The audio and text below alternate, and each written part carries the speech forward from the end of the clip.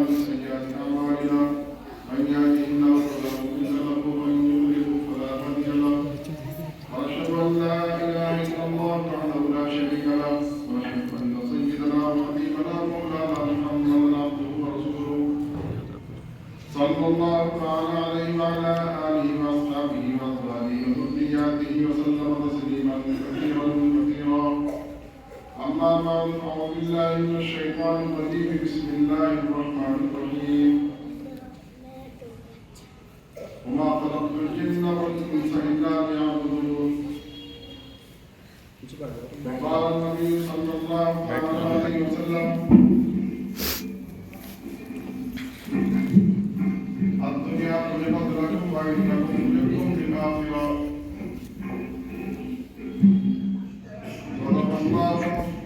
صدق الله العظيم وصدق رسوله النبي الكريم ونحن على ذلك من الشاهدين والشاكرين والحمد لله رب العالمين.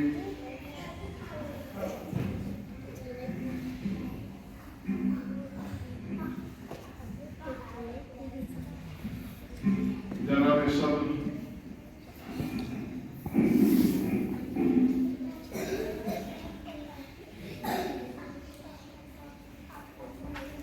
محترم المقام واجب الاحترام حضرت حکیم محمد غازی صاحب برکات عالیہ اور زیر سرپرستی پروگرام چل رہا حضرت عالم باللہ صوفی محمد شاہد صاحب دامت برکات عالیہ، محترم بزرگوں، دوستوں، عزیز طلبہ، کلام پاک کی حفظ کی تکمیل کے تعلق سے یہ مجلس قائم کی گئی ہے۔ الحمدللہ اس طرح کی مجلسیں یہاں پر ہوتی رہتی ہیں اور عظیم مقررین کا یہاں انتخاب ہوتا رہا ہے۔ حضرت قاری محمد ہارون صاحب فیضی دامت برکات عالیہ نے آج اس محفل میں ربشائی کے لیے احتر کا نام پیش کیا۔ معذرت کر رہا تھا مگر حضرت نے معذرت قبول نہ کی۔ آپ کا بہت بہت شکریہ، جزاکم اللہ خیر الجزا۔ دعا کریں کہ اللہ مجھے صحیح کہنے کی توفیق عطا فرمائے اور ہم سب کو اپنے پر عمل کرنے کی توفیق نصیب فرمائے۔ کہ ہم سب عمل کے محتاج ہیں، کہنے والا بھی عمل کا محتاج ہے، سننے والے بھی عمل کے محتاج ہیں۔ اللہ ہم سب کو عمل کرنے کی توفیق نصیب فرمائے۔ اللہ جل شانہ نے اس انسان کو پیدا فرمایا اور اس انسان کے لیے اس ساری مخلوقات کا انتظام فرمایا۔ انسان کی خدمت کے لیے اللہ نے یہ کائنات پیدا فرمائی۔ جتنی بھی کائنات ہیں سب انسان کے فائدے کے لیے ہیں۔ شجر، حجر، نباتات، جمادات، حیوانات، چرندے، پرندے، غرضے کے خوشی کا جانور ہو یا بحری جانور ہو، چار پاؤں سے چلتا ہو یا دو پاؤں سے چلتا ہو، زمین پر چلتا ہو یا فضا میں چلتا ہو، اللہ نے ساری کائنات، ساری مخلوقات انسان کے لیے پیدا فرمائی ہے۔ یہ چمکتا ہوا سورج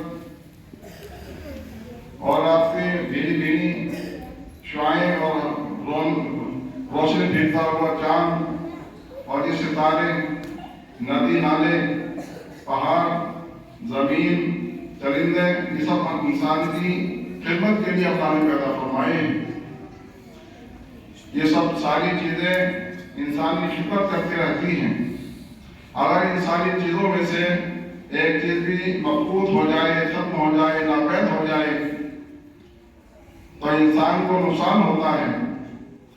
اس کے برعکس اگر یہ انسان نہ رہے اور کائنات ساری کی ساری رہے تو انسان کے نہ ہونے سے کائنات کا کوئی نقصان نہیں ہوتا. کائنات کے نہ ہونے سے انسان کا نقصان ہوتا ہے. اللہ نے ساری چیزیں انسان کے لیے پیدا فرمائی ہیں. یہ انسان اگر اللہ کی مرضیات کے مطابق چلتا رہتا ہے تو یہ فائدہ مند رہتا ہے، اور اگر اپنی مرضیات کے مطابق چلتا ہے، نفسانی خواہشات کے مطابق چلتا ہے، دین کے خلاف چلتا ہے تو اس کو نقصان ہوتا ہے. جس طریقے سے انسان آم کا درخت لگاتا ہے، آم کا پیڑ لگاتا ہے، آم کا پودا لگاتا ہے اس لیے کہ اس سے آم ملیں گے، پھل ملیں گے کھانے کے لیے، لیکن اس سے آم نہ ملے، وہ پیڑ آم نہ دے، پھل نہ دے، تو لگانے والا اور اس کی آگیانی کرنے والا سمجھتا ہے کہ یہ پیڑ، یہ آم میری ضرورت کا نہیں ہے، میں نے تو اپنی ضرورت کے لیے پھل کھانے کے لیے اس کی آگیانی کی تھی، اور جو پھل نہیں آئے تو لہٰذا میرے مقصد کے خلاف ہے یہ، تو اس پیڑ کو، اس درخت کو آری اور کوہاری کے ذریعے سے کاٹ دیتا ہے، سوتا بنا کر اس کو چولہوں میں اور بھٹوں میں جھونک دیتا ہے.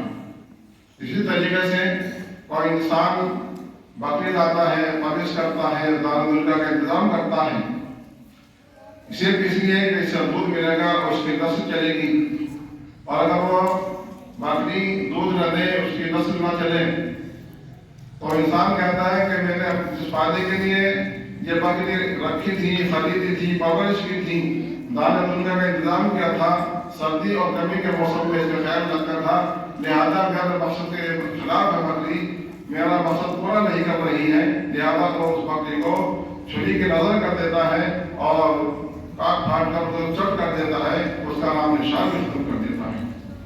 اسی طریقے سے کوئی انسان گھوڑا لیتا ہے اس لیے کہ میں اس سے سواری کروں گا، اس سے بہت طے کروں گا، لیکن وہ گھوڑا مالک کو سواری نہیں دیتا تو انسان سمجھتا ہے کہ میرے مقصد کے خلاف ہے، میرا مقصد اس سے پورا نہیں ہو رہا ہے، لہذا اس گھوڑے کو فروخت کر دیا جائے، بیچ دیا جائے اور نہ رکھا جائے.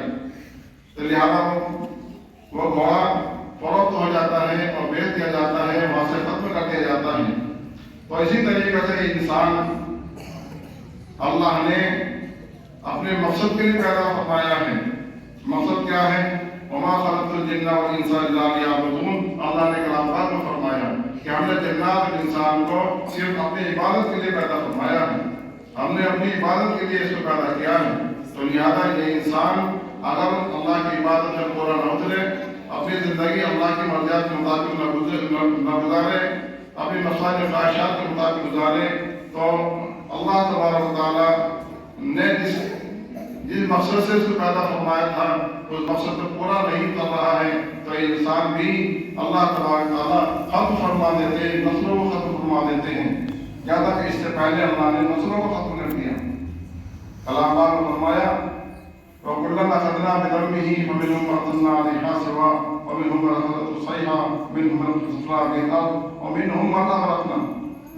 جن لوگوں نے اللہ کے مرضیات کے مطابق زندگی نہیں گزاری، اللہ کے مقصد کے مطابق زندگی نہیں گزاری، اللہ نے ان کو عذاب میں مبتلا کر دیا اور اللہ کے ذریعے سے ہلاک کر دیا. ان کو کسی کو پانی میں غرق کر دیا، کسی کے صورتیں معصوم کر دی، کسی کو ہوا کے ذریعے سے عذاب دے دیا گیا، اور کسی کو زمین کے اندر دھسا دیا گیا. اللہ نے ان کو سماوت فرما دیا. قوم صالح کو بھی ہلاک کر دیا، قوم لوط کو بھی ہلاک کر دیا، قوم نوح کو بھی ہلاک کر دیا. غرض ہے کہ جن لوگوں نے بھی، جن امتوں نے، جن قوموں نے اللہ کے مقصد کے خلاف زندگی گزاری، اللہ نے ان کے مقصد، اللہ نے ان کو سماوت فرما دیا. تو اللہ کا مقصد جو ہے اپنی عبادت کرانا ہے. وما خلقت الجن والانس الا ليعبدون. ہم نے جنات اور انسان کو جو پیدا کیا ہے وہ اپنی عبادت کے لیے کیا گیا. عبادت کا مفہوم بہت بڑا ہے. عبادت کے مفہوم میں اللہ کی مرضیات ساری آ جاتی ہیں۔ عبادت جو ہے، عبادت کا مفہوم اللہ نے دوسری آیت میں ارشاد فرمایا، ما آتاکم الرسول فخذوہ وما نہاکم عنہ فانتہوا۔ اللہ کی مرضی یہ ہے کہ جو رسول نے لا کر کے دیا ہے اس کو مان لو، اور جس کام سے رسول نے منع کیا ہے ان سے رک جاؤ۔ یہ انسانی اور تخلیقات کا مقصد ہے۔ اللہ نے اس لیے پیدا فرمایا ہے۔ ہم سمجھتے ہیں کہ نماز پڑھنا عبادت ہے، قرآن پڑھنا عبادت ہے، ہم سمجھتے ہیں کہ نمازوں کا پڑھنا عبادت ہے، ہم سمجھتے ہیں کہ زکوٰۃ دینا ہی عبادت ہے، ہم سمجھتے ہیں کہ حج کرنا ہی عبادت ہے، ہم سمجھتے ہیں کہ روزہ کا رکھنا ہی عبادت ہے۔ نہیں، یہ اللہ کی ہماری ساری زندگی، 24 گھنٹے کی زندگی ہماری اللہ کی مرضیات کے مطابق گزر جائے، یہ عبادت کا مفہوم ہے۔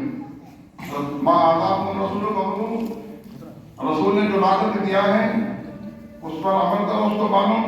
رسول پاک صلی اللہ علیہ وسلم نے ارشاد فرمایا کہ کم توڑنا چاہیے، کم نہ، رسول پاک صلی اللہ علیہ وسلم نے ارشاد فرمایا کہ پورا توڑنا چاہیے، پورا ناپنا چاہیے، راست گوئی چاہیے۔ چیزوں کی، اشیاء کی جو جنس ہے اس کو صاف طور سے بتانا چاہیے۔ اشیاء کی جنسوں کو چھپا کر کے اس کی تعریف کر کے بیچنا یہ خلاف شریعت ہے۔ صاف جن سے معلوم ہونی چاہیے، بتانے چاہیے کہ ہمارا گیہوں اس کوالٹی کا ہے، ہمارا اناج اس کوالٹی کا ہے، میرا دودھ اس کوالٹی کا ہے، میرا گھی اس کوالٹی کا ہے۔ اس طریقے سے یہی حضور پاک صلی اللہ علیہ وسلم نے لا کر کے دیا ہے کہ معاملات کو صحیح رکھنا بھی عبادت ہے، معاملات کو صحیح رکھنا بھی عبادت ہے، اور معاملات کو چھپانا یعنی کم ناپنا، کم تولنا، جھوٹ بولنا، جنسوں کو صحیح ان کی حالت نہ بتا کر کے بیچنا، یہ ان چیزوں سے رسول پاک صلی اللہ علیہ وسلم نے منع فرمایا ہے۔ وعدہ کا پورا کرنا یہ انسان کے لیے فرض ہے، جو وعدہ کیا جائے پورا کیا جائے۔ حضور پاک صلی اللہ علیہ وسلم نے اور اللہ تبارک و تعالیٰ نے اس کی تعلیم دی ہے۔ یہ بھی عبادت میں آج سمجھا جاتا ہے کہ ہوشیار وہ شخص ہے جو وعدہ خلافی کرے، ہوشیار وہ شخص ہے جو ناک توڑ میں کبھی کرے، سیاست داؤ مانا جاتا ہے کہ جلسہ چھوڑی بھی کرے، عقل مند اس کو مانا جاتا ہے کہ جو لوگوں کو نقصان دے، چال بازی دکھائے۔ عبادت کا مفہوم یہ ہے کہ جو چیزیں، جن چیزوں کے کرنے کا حضور پاک صلی اللہ علیہ وسلم نے ارشاد فرمایا ہے ان کاموں کو کریں، اور جن چیزوں کے کرنے سے منع کیا ہے ان سے رک جائے۔ وما خلقت الجن والانس الا لیعبدون کا یہ مفہوم ہے۔ ہماری ساری زندگی حضور پاک صلی اللہ علیہ وسلم کی مرضیات کے مطابق گزرے، ہماری ساری زندگی حضور پاک صلی اللہ علیہ وسلم کی فرمان کے مطابق گزرے۔ جن چیزوں سے منع کیا ہے ان سے رک جانے کا نام عبادت ہے، اور جن چیزوں کا کرنے کو کہا ہے کرنا اس کا نام عبادت ہے۔ تو جیسے اللہ تبارک و تعالیٰ نے کم ناپنے والوں کو ہلاک کر دیا، جھوٹ بولنے والوں کو ہلاک کر دیا، اپنے نافرمانوں کو ہلاک کر دیا، تو انسان اپنے اعمال کی وجہ سے ہلاک ہوتا ہے۔ لیکن حضور پاک صلی اللہ علیہ وسلم کی دعا ہے کہ میری امت کو ایک بار کی ہلاک نہ کیا جائے۔ آپ کی دعا قبول بھی، لہذا حضور پاک صلی اللہ علیہ وسلم کی امت ایک مرتبہ ہی پوری ہلاک ہو جائے، برباد ہو جائے، عذاب میں گرفتار ہو جائے، ایسا تو نہیں ہو سکتا۔ وما كان الله ليعذبهم وأنت فيهم، آپ کے ہوتے ہوئے ہم آپ کی ساری امت کو ہلاک کر دیں، عذاب میں مبتلا کر دیں، ہم ایسا نہیں کریں گے، اللہ نے فرمایا۔ تو عبادت انسان کو اللہ نے عبادت کے لیے پیدا کیا ہے، اپنی مرضیات کے مطابق زندگی گزارنے کے لیے کہا۔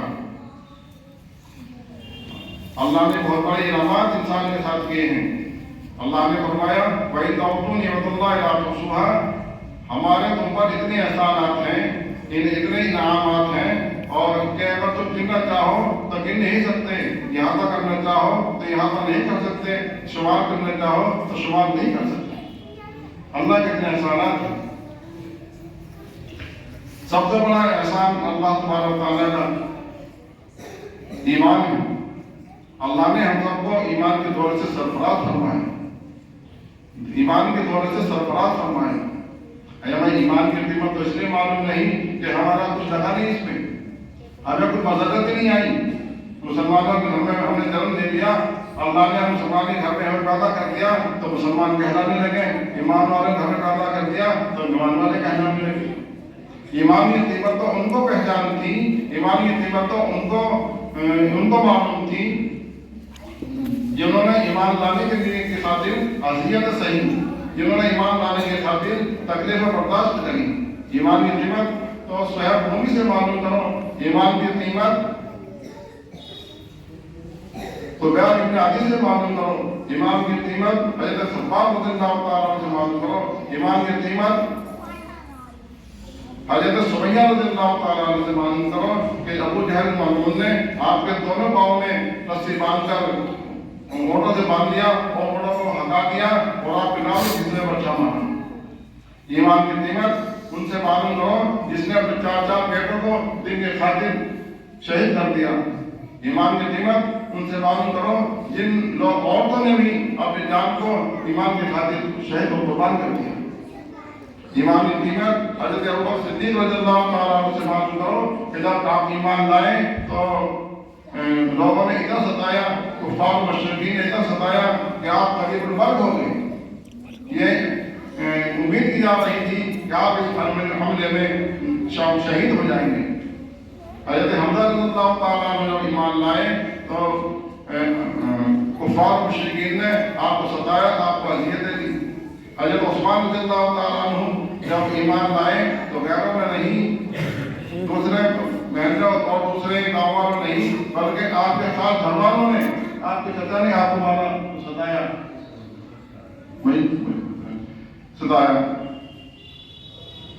دعا کے لیے مختصر کر رہا ہوں. اللہ کا انعام ایک بہت بڑا انعام اللہ کا ایمان ہے. اور ایمان کے بعد میں سب سے بڑا انعام جو ہے اللہ کا احسان جو ہے وہ علم ہے. علم کے ذریعے سے اچھے بروں کو پہچانا جاتا ہے. علم کے ذریعے سے ہی حرام حلال کی پہچان ہوتی ہے. علم وہ چیز ہے جو نبوت کی میراث ہے. علم ہی نبوت کی میراث ہے. نبی اپنے وراثت میں دینار، درہم، جائیداد، زمینیں وغیرہ نہیں دیتے. انبیاء تو اپنے میراث میں علم چھوڑ جاتے ہیں. اسی لیے حضرت ابو ہریرہ رضی اللہ تعالیٰ عنہ نے مدینے کے بازار میں جا کر کے کہا کہ اے دکانداروں، اے بازار والوں اور مارکیٹ والوں، تم یہاں کے بازار میں مست ہو، اپنے خرید و فروخت میں مست ہو. حالانکہ حضرت پاک حضرت کی میراث مسجد نبی میں تقسیم ہو رہی ہے اور تم یہاں بازار میں مست ہو. لوگ توڑے، دکانوں بند کر کے توڑے اور مسجد نبی میں تشریف لائے. سوچ رہے تھے کہ آپ کا کرتا تقسیم ہو رہا ہوگا، آپ کی ٹوپی تقسیم ہو رہی ہوگی، آپ کے بال تقسیم ہو رہے ہوں گے. تو تبرک حاصل کرنے کے لیے لوگ مسجد نبی میں آئے اور دیکھا کہ وہاں تو حلقے لگے ہوئے ہیں. کلام پاک کی تعلیم کا حلقہ لگا ہوا ہے، ذکر اذکار کا حلقہ لگا ہوا ہے اور کئی مسئلے کی سکھانے کا حلقہ لگا ہوا ہے. آنے والے لوگ غصے میں ہو گئے، آنکھیں تلملانے لگی، آنکھیں لال ہو گئی. حضرت ابو ہریرہ نے کہا کہ تم لوگوں کو کیا ہوا؟ تم جو ہے غصے کی آنکھوں سے مجھے دیکھ رہے ہو، غصے کی نظر سے مجھے دیکھ رہے ہو. لوگوں نے کہا کہ آپ یہ کہہ رہے تھے کہ مسجد نبی میں میراث تقسیم ہو رہی ہے، حضور پاک صلی اللہ علیہ وسلم کی یہاں تو مجھے تقسیم نہیں ہو رہا. حضرت ابو ہریرہ رضی اللہ تعالیٰ عنہ نے ارشاد فرمایا کہ اے لوگوں، یہی تو حضور پاک صلی اللہ علیہ وسلم کی میراث ہے. علم ہی تو اللہ کے نبی صلی اللہ علیہ وسلم کی میراث ہے. نبی اپنی وراثت میں مال و دولت نہیں چھوڑ کے جاتے، علم چھوڑ کے جاتے ہیں. یہ حلقے نبی کے علم کی میراث ہے. یہ تلاوت اور یہ سیکھنا سکھانا، مقاصد قرآنیہ، یہ جو ہے یہ نبیوں کی میراث ہے. یہی تو میراث ہے حضور پاک صلی اللہ علیہ وسلم کی. یہ میراث ہے. پیارے بچوں، علم حاصل کرو، وہ شوق سے کرو، پابندی سے کرو. علم نبوت کو حاصل کرو اور شوق اور پیار کے ساتھ کرو، پابندی کے ساتھ کرو. علم حاصل کرنے کے لیے پابندی ضروری ہے. علم حاصل کرنے کے لیے استاد کے تابع ہونا ضروری ہے. علم حاصل کرنے کے لیے مدرسے کے اصول ضابطوں کو ماننا ضروری ہے. اگر ہم ابھی چلائیں گے، استاد سے ہمارا تعلق نہیں رہے گا، مدرسے میں ہمارا تعلق نہیں رہے گا، تو ہم حقیقی علم کی دولت سے محروم رہیں گے.